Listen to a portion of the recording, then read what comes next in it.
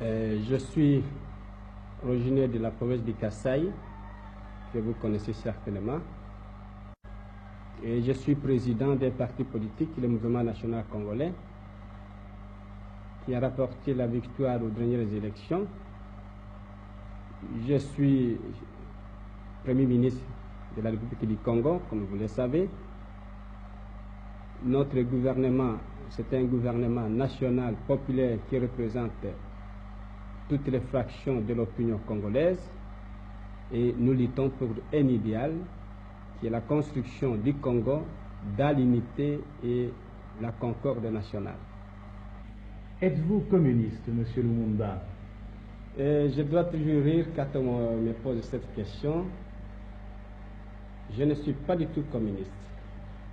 Vous savez qu'on m'a souvent présenté comme communiste, anti-blanc, anti-belge, l'homme qui veut détruire.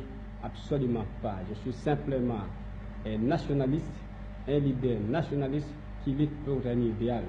Je pense qu'à travers l'histoire de l'humanité, vous avez connu en Europe occidentale, même lors de la Révolution française, des nationalistes qui se sont mis à la tête du mouvement de libération, simplement pour que le pays accède à la liberté et à l'indépendance.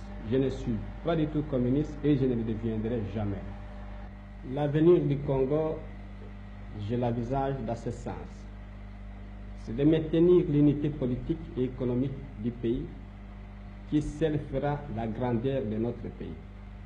Nous voulons que le Congo occupe une place prépondérante dans le cadre des États libres d'Afrique, parce que si nous perdions l'unité du pays, c'est l'effondrement de la nation, c'est le retour en arrière.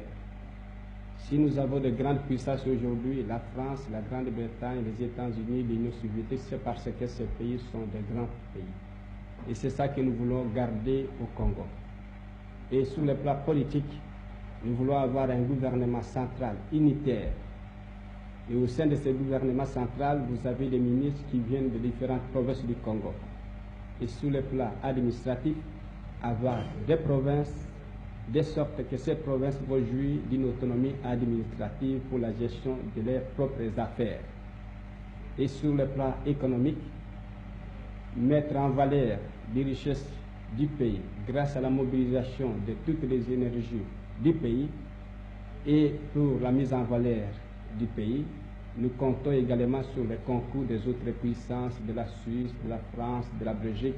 Le Congo est un grand pays qui doit encore être développé.